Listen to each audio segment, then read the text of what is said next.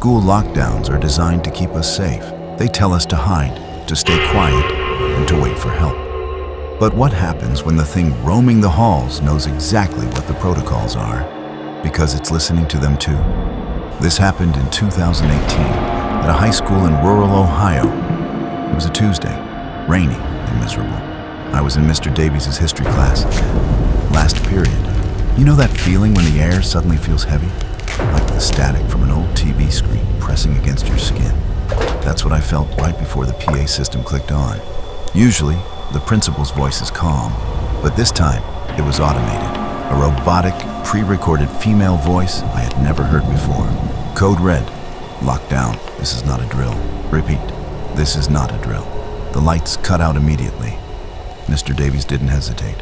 He locked the door, covered the door window with a piece of black construction paper, and ushered us all into the corner, away from sight. We huddled together in the dark. The only light came from the crack beneath the door. The silence was deafening, broken only by the sound of rain hitting the glass and the muffled sobbing of a girl named Sarah next to me. We sat there for 20 minutes. Nothing. No gunshots, no screaming, just dead silence. That's when we heard the footsteps. They were heavy, wet, like someone walking in soaking wet boots. Thud, squelch, thud. They stopped right in front of our classroom door. My heart was hammering against my ribs so hard I thought it would give us away. We all held our breath. Then, a knock. 3 slow, rhythmic knocks. From the other side of the door, a voice spoke. It sounded like Principal Miller, but wrong. Pitch was fluctuating, like a corrupted audio file. Mr. Davies? It's safe now. Open the door. The police are here. Relief washed over some of the students. Sarah started to stand up.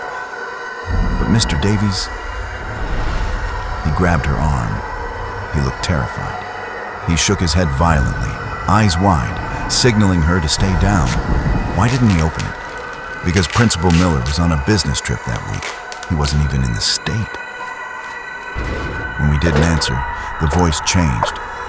It stopped sounding like the principal. It shifted.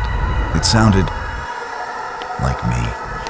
Guys, come on, stop playing around. Open the door. My own voice speaking to me from the hallway.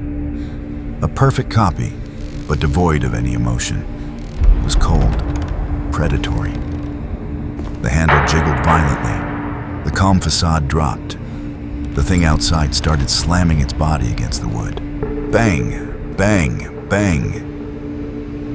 It started cycling through voices. It mimicked Sarah crying. It mimicked Mr. Davies shouting. It was trying every key on the keychain to see which one would unlock our fear. Then, the scratching started. Long, slow scratches down the wooden door like nails on a chalkboard, and a low guttural growl that vibrated the floorboards. Let me in. Suddenly, sirens. Real sirens. Blue and red lights flashed against the rain-slaked windows outside. Real voices shouting, "Police, clear the building!" The thing outside went silent instantly. We heard one last sound from the hallway.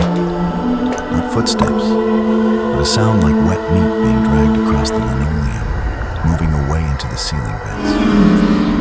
Newscaster voice, distorted. Police report filed on November 12th indicates forced entry at the high school. No suspects were found. However, forensics discovered deep claw marks embedded in the door of room 302, traces of unidentified biological fluid. Back to narrator. They said it was a prank, an intruder. But I know what I heard. And sometimes, when I'm home alone and it's quiet, I still hear my own voice whispering from the other side of my bedroom door.